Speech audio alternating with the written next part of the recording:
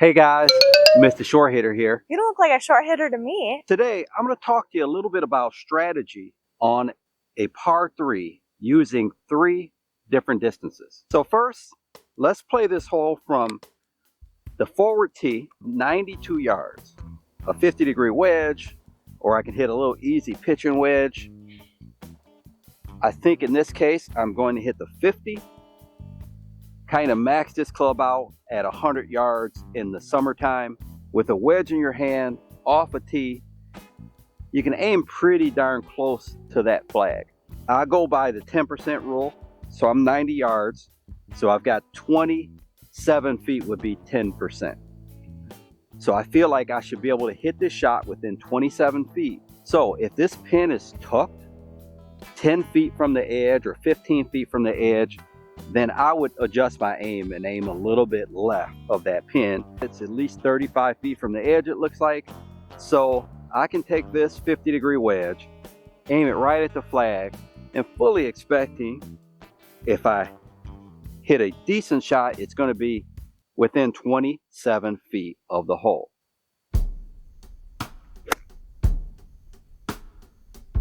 Didn't hit it great,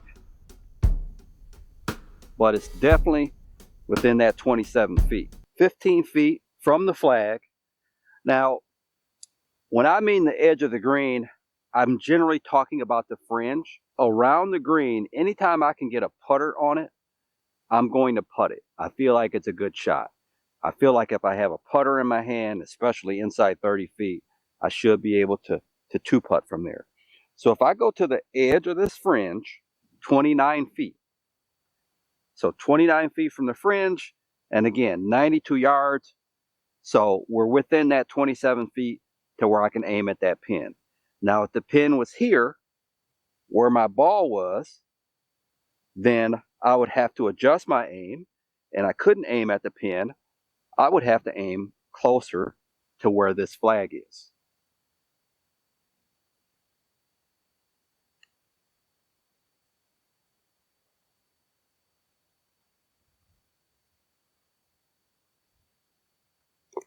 So from here, we're 140. There's some additional things that you may have to concern yourself with. If you're a higher handicap golfer, now the water becomes a concern to where you need to make sure you hit enough club to get beyond that water for sure and taking an extra club. Even though the water's not right on the edge, let's look at the 10% rule we talked about earlier. That's 42 feet. This green is 26 yards wide. Now, my target is pretty much the middle of the green. Pulled it left of that. And I think it's possible that it's within that 42 feet. Hit here, bounced here and stopped. Exactly 30 feet. And 30 feet is the number to where I feel like we should be focusing our lag putting on and making sure we can two-putt everything inside 30 feet. Left to right breaker here. Should be kind of slow. Uphill a little.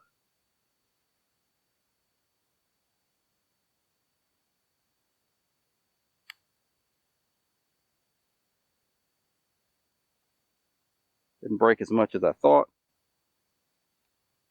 Hey guys, I hope you're enjoying this video. If you're wondering what I'm doing out here on a 30-degree day, I'm filming a bunker video that I think you guys are really going to enjoy.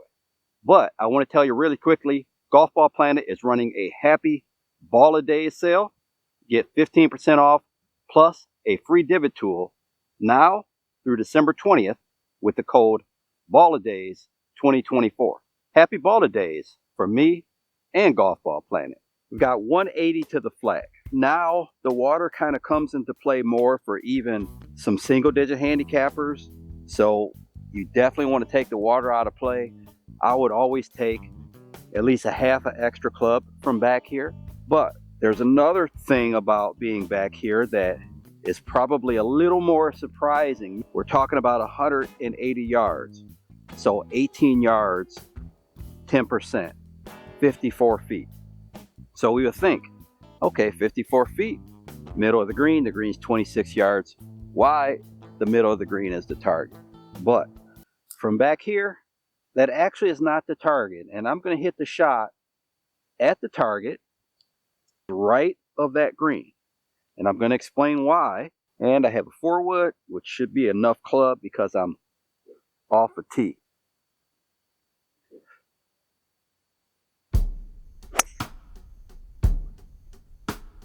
Okay, now that ball drew back, ended up being a good shot. I'm not sure if it's pin high or past the pin.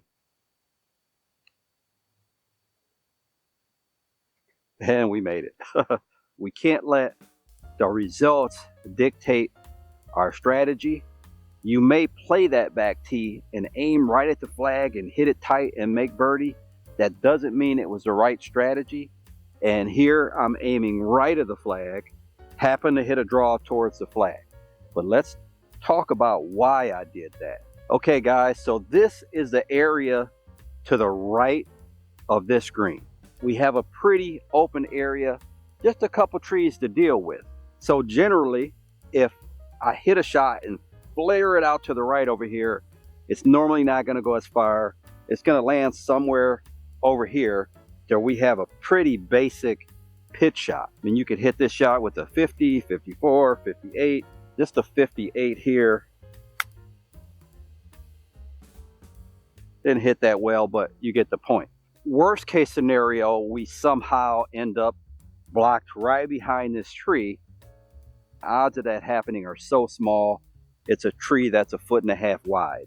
So this is actually a pretty darn good bailout area when you're talking about a shot from 180 yards, as opposed to over here. One thing that's different about this hole, I'm only 3 yards left of the green.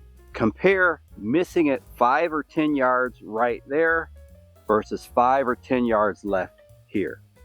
So the dispersion is going to be bigger from 180 yards for everyone versus 140.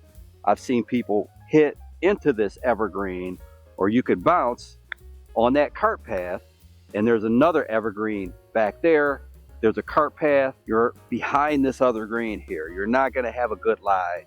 There's dirt, there's mud, there's a lot of things that you're going to have to deal with, including this big tree that you can't flop the ball over. So you're going to have to chip it out sideways, and that's getting lucky because I've seen balls hit this cart path and bounce into this creek. This is why you have to pay attention to things that you wouldn't think about necessarily.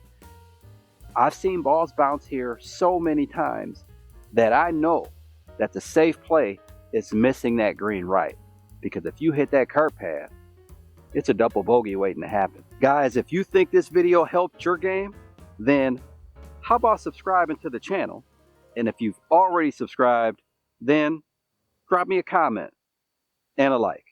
Till next time, Mr. Short Hitter, out. 5 holes to go, just play 13.